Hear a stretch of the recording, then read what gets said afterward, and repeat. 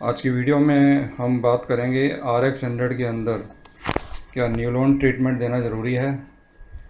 और इस विषय में एक मेरे सब्सक्राइबर आशीष जी हैं, उन्होंने पूछा भी है कि इसके इंजन के लिए क्या ये एक्स्ट्रा ऑयल देना ज़रूरी है।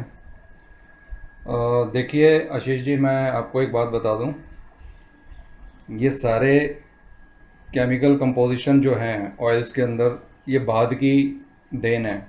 जब RX 100 बनी थी तो ये सब चीज़ें नहीं आती थी। और इस विषय में मैं शुरू शुरू में ही आपको बता दूं कि इसको ये ट्रीटमेंट देने की कोई ज़रूरत नहीं है, ना ही कोई कंपनी रिकमेंड करती। आपने पूछा क्या इस तरह से कंपनी कोई रिकमेंड करती है। मैं मना करता हूं कि कंपनी भी कोई रिकमेंड नहीं करती कि इसमें आप एडिशनल कोई बाहर से थर्ड पार्टी ऑयल डालें। या मैं थर्ड पार्टी ऑयल क्यों कह रहा हूँ, क्योंकि इसकी बुकलेट में खुद ही रिकमेंड किया हुआ है सर्वो का टूटी ऑयल और कैस्ट्रॉल का सुपर टीटी। तो ये सारी चीज़ें पहले से ही फिक्स हैं। मैंने कुछ वीडियो में पहले भी बताया कि हमें इन चीज़ों के ऊपर ना रिसर्च करनी, ना बहस करनी, और ना ही सोचना, और ना ही कंपनी कहती है। कंपनी प्रेस्क्राइब कर देती है कि बार इंजन की अगर लाइफ चाहिए तो आपको यही चीज़ करनी पड़ेगी। तो वो उनकी जांची परखी होती है, इसलिए हम लोगों को माननी पड़ती है। जैसे मैंने पीछे भी बताया कि इनका जो स्पार्क प्लग है वो NGK का ही रिकमेंड करती हैं ये कंपनी, और कोई दूसरा अदर देन NGK प्रेफर नहीं किया जाता इसमें। और उसके पीछे भी एक साइंस है, कितने केवी का इसमें करंट चाहिए, वो सारा कैलकुलेशन उसमें आता है। तो इसलिए हर जिस तरह से स्पार्क प्लग की कैलकुलेशन अलग है, उसी प्रकार से इंजन के ग्रेडिंग भी अलग है। तो उन्होंने पहले ही इंजन का मेज़रमेंट और ऑयल मेज़रमेंट करके पहले ही आपको प्रिस्क्राइब कर दिया है, और वही आपको डालना पड़ेगा। अब मैं इसके डबल सिस्टम से क्या रिएक्शन होता है वो मैं आपको बता देता हूँ, जिससे लेके आप सोचते हैं कि भाई थोड़ा खुश हो जाते हैं कि इंजन बहुत स्मूथ चल रहा है। देखिए, होता ये है कि आपने टूटी ऑयल पहले से ही चला रखा है इंजन में टूटी ऑयल डालने के लिए। दूसरा, वो जो न्यूलॉन करके जो ऑयल है वो आप एडिशनल डालते हैं अपनी टैंक से। तो होगा क्या, आपको डबल ऑयल मिल रहा है। तो जब डबल ऑयल मिलता है तो ऑयल की मात्रा ज़्यादा हो जाती है। तो जो मैकेनिक लोग हैं वो भी कहते हैं जी थोड़ा सा वर्क एफिशिएंसी अच्छी हो जाती है इंजन की, और छोटे बहुत जो कट्स हैं वो भी दब जाते हैं। होता ये है कि उसमें लुब्रिकेंट इतना चला जाता है कि आपको समझ में नहीं आता, और आप जानने ये लग जाते हैं कि भाई उसके अंदर स्मूथनेस आ गई है। वो जो चिकनाहट है वो ऑयल की वजह से होती है, और वो भी कुछ टाइम के लिए होती है। उसके बाद दोबारा से आपका टूटी ऑयल ही काम करता है। तो आपने एक कंसेप्ट बना लिया कि उसका ट्रीटमेंट हो गया जी ये। मैं अगर 3 महीने में एक बार डाल देता हूँ तो गाड़ी को मैं जब 100 200 300 किलोमीटर तक चलाता हूँ तो मुझे लगता है जी बहुत हल्की चल रही है। ऐसा कुछ भी नहीं है। मैंने आपको पहले भी बताया था, आप उसको ना डाल के आप टूटी ऑयल को ही डाल लीजिए पाउच को टंकी से, तो भी आप वही चीज़ फील करेंगे जो आप उस वाले ऑयल में फील कर रहे हैं। आप प्रैक्टिकली करके देख लीजिए। वो किसी और बाइक के लिए रिकमेंड हो वो अलग इशू है, हो सकता है उसको मज़े आते हो करने से, इस चीज़ को डालने से, लेकिन ये RX 100 के लिए रिकमेंडेड कहीं नहीं लिखा कि है। उसको डालोगे तो दिमाग से भी थोड़ा और सोचो कि ऐसा मुझे क्यों फील हो रहा है। ऐसा इसलिए फील हो रहा है कि पिस्टन के ऊपर अब दोनों तरफ से धार जा रही है ऑयल की। तो जो चीज़ जितनी ऑयल ज़्यादा चिकनी होगी और ज़्यादा चिकनी होगी तो वो तो स्मूथ और ज़्यादा होगी, उसमें थोड़ा सा भी आवाज़ वगैरह हो है कम हो ही जाएगी। और वो उसका रीज़न नहीं होता कि आवाज़ ज़्यादा कम हो गई मेरे को उससे डालने से, बल्कि आप उससे ये पता लगा सकते हैं कि आपकी जो फ्रिक्वेंसी है टूटी ऑयल की वो ठीक नहीं जा रही है। इसलिए आपको लग रहा है कि उसमें परफॉर्मेंस अच्छी हो गई, स्मूथनेस आ गई, घड़घड़ की आवाज़ थोड़ी सी थी वो भी बंद हो गई। तो ये जो बंद होने के लक्षण जो आपको कान में सुनाई दिए ना, वो बता रहे हैं कि आपकी बाइक में टूटी ऑयल सुचारू रूप से नहीं जा रहा। बेहतर ये है ये सब चीज़ें डलवाने की बजाय आप टूटी ऑयल को थोड़ा सा खुलवा लें। कंपनी कहीं से नहीं कहती कि एक्स्ट्रा ऑयल इसमें डालें। मैंने लास्ट वीडियो में भी बताया था, इसके पुरानी जितनी भी गाड़ियाँ टैंक में पढ़ के देखो, ये स्टिकर लगे हैं, डोंट मिक्स स्पेशली लिखा हुआ है, पहले उसको पढ़ लो। किसी भी तरह का ऑयल इसमें नहीं डालना टैंक की तरफ से। यदि आपने डाला है तो ये आपको अभी मैंने समझा दिया कि आपको लगता क्यों है कि बिल्कुल अच्छा परफॉर्मेंस दे रही है। क्यों? वो थोड़ा सा भी कम जा रहा होगा ना, किसी को टूटी ऑयल है, किसी ने कितना खुलवा रखा है, किसी ने कितना खुलवा रखा है, किसी को पता ही नहीं। मैंने पिछली वीडियो में भी बताया था, अपने स्पीड के अकॉर्डिंगली उसको एडजस्ट कराना होता है। तो उसके हिसाब से फिर स्पीड भी चाहिए और टूटी भी चाहिए, फिर उतना चलाना भी है। ये नहीं कि उसको कम चलाना है तो आपका ज़्यादा टूटी खाएगा तो ज़्यादा एग्जॉस्ट भरेगा भी। ये भी ध्यान रखना, जहाँ सर्विस 3 होनी है साल की वहाँ 6 हो जाएंगी।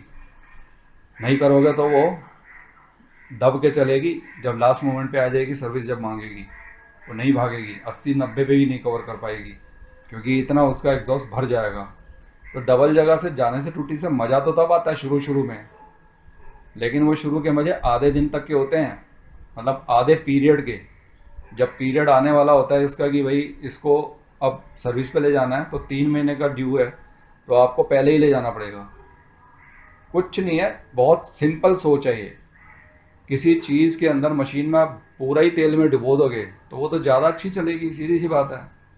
अगर आप उसके ऊपर बूंद बूंद करके डालोगे उसकी फ्रिक्वेंसी के हिसाब से तो वो अलग परफॉर्मेंस आएगी।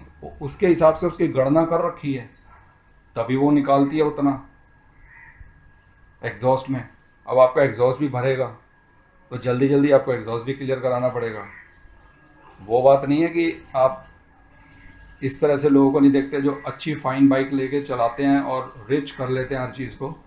उनको एक चीज़ की कीमत चुकानी पड़ती है, और वो ये है कि अगर वो उस चीज़ को मेंटेन नहीं करेंगे स्पीड को, तो वो उतनी ही जल्दी अपनी बाइक को सर्विस कराने के लिए भी जाएंगे। ये ध्यान रखना इस बात को। तो इस चीज़ को मैंने इस वीडियो से क्लियर कर दिया है कि आपको कोई ज़रूरत नहीं है इन सब चीज़ों को डालने की। जो डाल रहा है उसको डालने दो, वो बाद में सोचेगा, जब सोचेगा बारीक सोचेगा तो बात यहीं पे आके ही ख़त्म हो जाएगी, जो मैंने आपको समझाई है। तो आशा करता हूँ ये चीज़ आपको क्लियर हो गई होगी। आपने दूसरी बार ये भी पूछा है कि क्या हमें इंडोनेशिया टाइप जो गाड़ी चल रही है 135 किंग जो भी है उसका हम इग्निशन कॉयल, CDI या आपको मैग्नेटिक कॉयल ये सब चेंज कर सकते हैं। देखिए, मैंने पिछली वीडियो में भी बताया था, हर बाइक का एक मार्किंग होती है पार्ट्स के साथ कि ये उसी के साथ कंपनी बनाती है। और वो जो चीज़ अगर आप दूसरी गाड़ियों की लगाएंगे, मे बी कि चल जाए, मैं ये नहीं कहता कि नहीं चलेगी, चल जाए, लेकिन जिस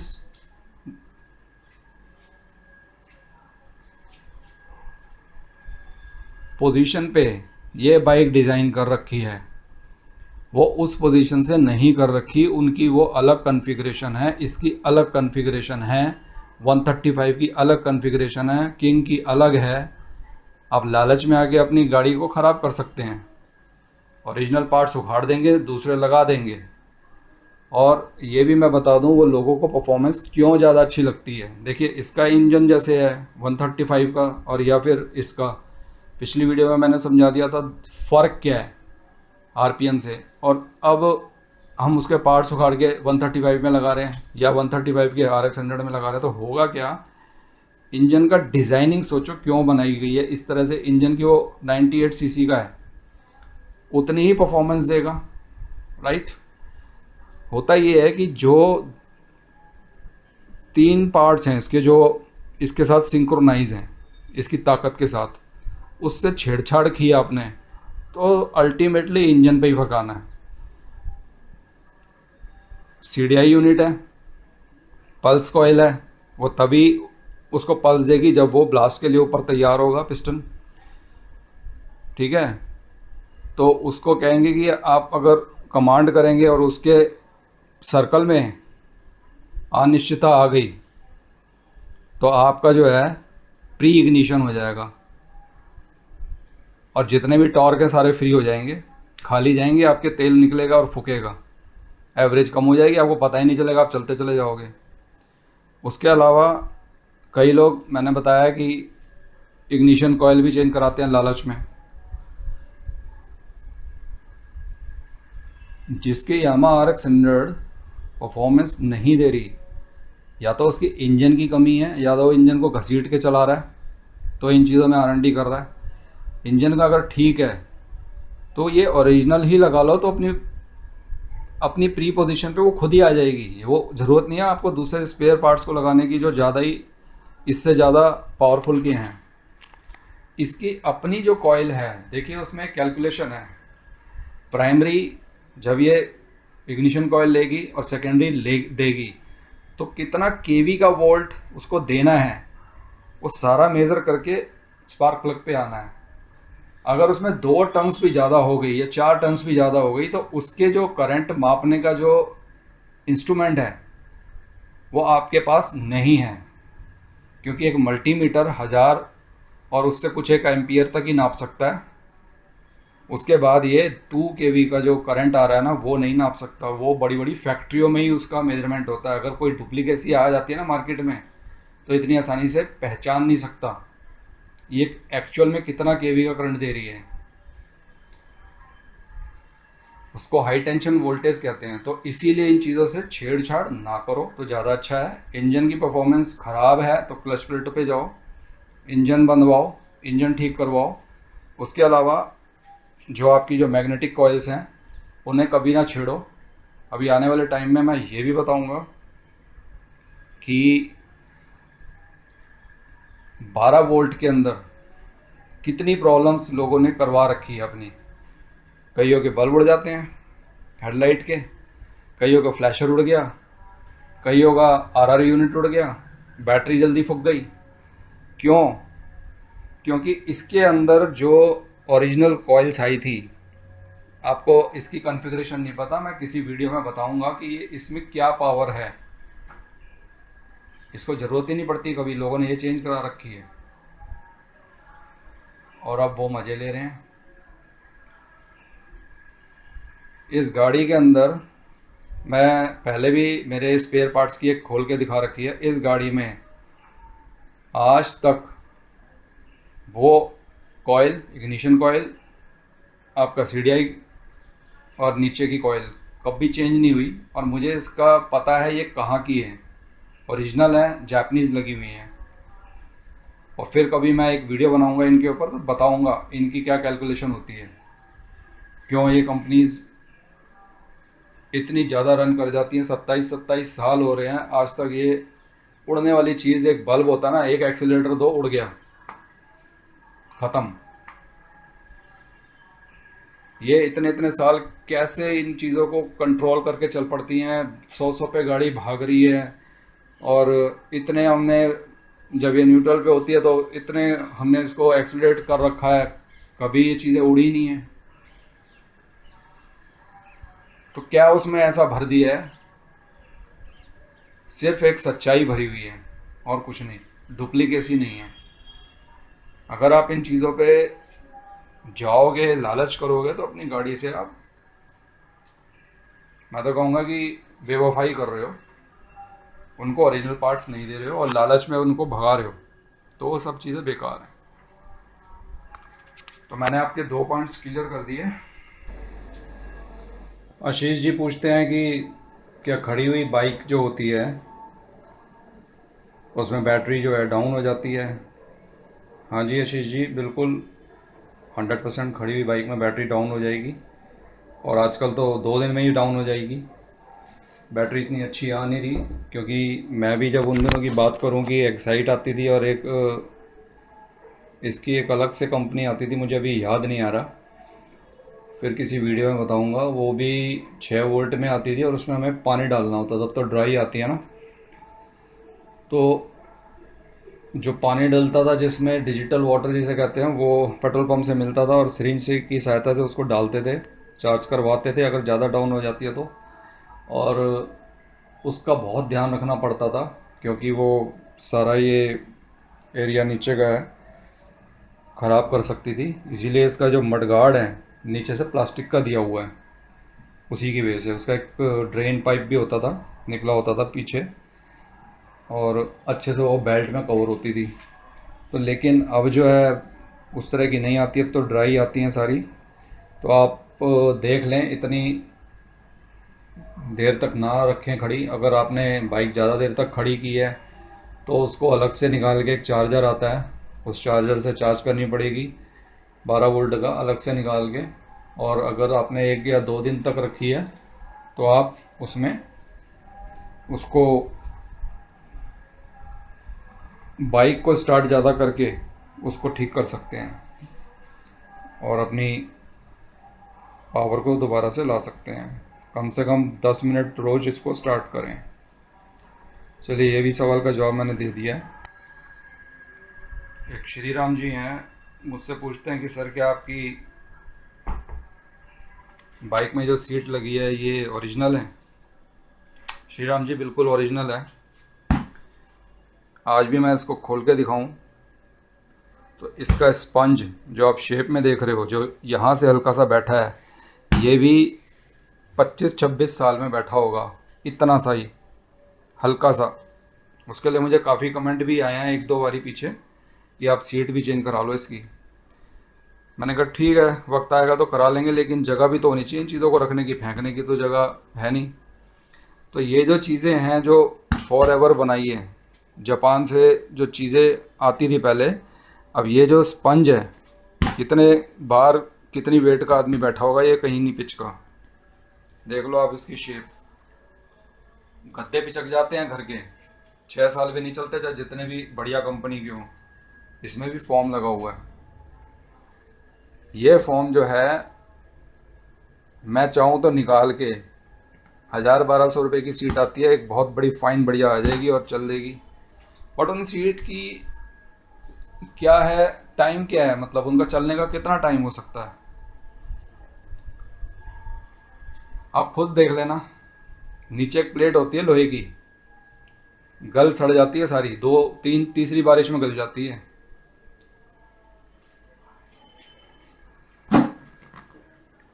ये देखो क्या लगा है, प्लास्टिक, और नंबर 1 का। तो ये चीज़ें जो है ना, इतनी आसानी से जो है नहीं जाती। और चेंज करने में क्या है, ऑनलाइन मंगा लो, अभी चेंज हो जाएगी। बट कभी हमने सोचा इस विषय में तो ज़रूर कर लेंगे, लेकिन अभी मेरा ऐसा मूड नहीं है कि ओरिजिनल से छेड़छाड़ करें। बाकी सारी चीज़ ओरिजिनल ही है, कोई दिक्कत नहीं। चलिए अब अगला कमेंट लेते हैं। राहुल कुमार जी हैं, ये कहते हैं कि मेरे पास 94 मॉडल है RX 100 का, आपके जैसी कलर का, और मेरे पापा जी ने ख़रीदी थी ये, और मैं इसको चलाता हूँ, लेकिन मुझे सिलेंडर किट चाहिए। अब मुझे समझ नहीं आता लोगों ने सिलेंडर किट क्यों रिक्वायर्ड कर रखी है। सिलेंडर किट जैसी चीज़ जो है ना, वो इसका हार्ट है, वो ख़त्म कैसे कर रखा है लोगों ने, यही नहीं समझ आ रही मेरे को। सो एनीवे राहुल जी, आप थोड़ा सा वेट कीजिए। इस विषय में मेरी काफ़ी लंबी चौड़ी बात हुई है मेरे टेक्नीशियन के साथ, तो मैंने उनको बोल दिया और लिखवा रखा है। उन्होंने बोला है मेरे को कि ओरिजिनल पिस्टन उनके किसी निगाह में है वो ओरिजिनल पिस्टन और सिलेंडर किट के बारे में वो उनको मैंने कहा है कि अगर वो भी अरेंज हो तो वो मेरे को करवाएं। तो काफ़ी लिंक है उनके, क्योंकि डुप्लीकेट या अभी के जो आ रहे हैं मार्केट में मैं रिकमेंड नहीं करूँगा, क्योंकि पार्ट्स की जो अंदर की जो मटेरियल है, किस चीज़ से कंपोज किया हुआ है, किस चीज़ से डिज़ाइन किया हुआ है, वो एक ओरिजिनल चीज़ में ही मज़ा आता है। बहुत जल्दी हीट अप हो जाए वो चीज़ और गर्मी से वो परफॉर्मेंस ना दे पाए। आपको ये पता नहीं है कि बाइक जब 3 कंडीशन में चलती है, एक बहुत ज़्यादा गर्मी में अगर इसको दौड़ाओगे तो ये दौड़ के भी नहीं दौड़ेगी। मैंने जैसे पहले बताया ना, पिछला राइडर है जितना मर्जी वेट डाल दो ये अपनी प्री पोजीशन पे आ जाती है। ऐसे जितने मर्जी आप गर्मी में दौड़ा लो इसको, ये दौड़ेगी, लेकिन आपके हाथों में छाले पड़ जाएंगे, इसे कुछ नहीं होगा। तो इसी प्रकार से सर्दी का भी एक अपना वास्ता है इसके साथ कि सर्दी में क्या परफॉर्मेंस देगी। और तीसरी बात मैं बता दूं, जिस तरह से एक इंसान को अच्छा मौसम अच्छा लगता है ना, इसको भी बहुत अच्छा लगता है। इसको कभी अच्छे मौसम में घुमाना, जहाँ टेम्परेचर 30 हो, 25 हो, वेदर अच्छा हो, और फिर दिखाना इसकी परफॉर्मेंस अपनी बाइक की, तो आपको दिखाएगी। मौसम का असर इंजन की हीट पे बहुत फ़र्क करता है। तो इसलिए अब मुझे नहीं पता वो आप लोगों ने किस तरह से ख़त्म कर दिए हैं अपने, या आपको क्यों रिक्वायर है।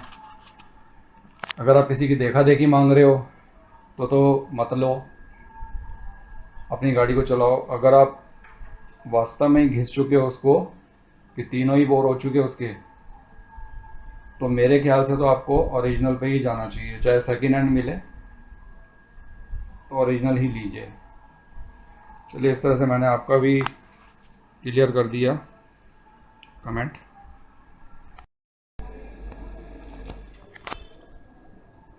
वीडियो समाप्त करने से पहले मैं आपको एक बात बता दूं कि मैंने कुछ वीडियो में इस लॉक के बारे में पूछा है।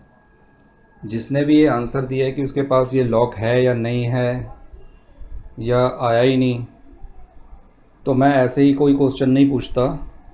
मैं उसको उसकी चेसी की कॉन्फ़िगरेशन दूंगा। मैं बताऊंगा कि वो चेसिस क्या है और उसको कैसे मेंटेन किया जाए। अगर ये लॉक आपके पास है या नहीं है, तो वो व्यक्ति वो मेरे से क्लियर कर ले, बता कर कि ये लॉक उसके पास है। तो मैं नेक्स्ट वीडियो जब बनाऊंगा तो उसमें इसके बारे में बताऊंगा कि ये जो लॉक लगे थे ये क्यों लगे थे और उनकी चेसिस की कॉन्फ़िगरेशन क्या है। तो उनको लगेगा कि वो कैसे मेंटेन कर सकेंगे आगे भविष्य में। और दूसरा,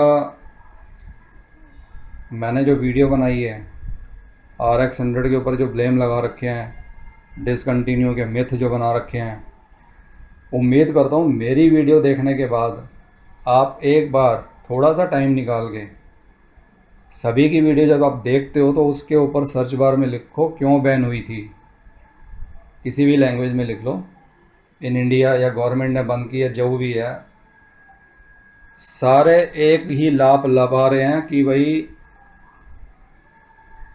सरकार ने क्यों बंद किया। जो 3 पॉइंट मैंने बताए ना, वही उसी पॉइंट को आप देख लो, वही लोग बोल रहे हैं। तो आप चेक कर लो समय खाली होने पे, आपको उससे ये पता चलेगा कि मेरी वीडियो की ऑथेंटिकेशन कितनी है और वो लोग क्या बोल रहे हैं।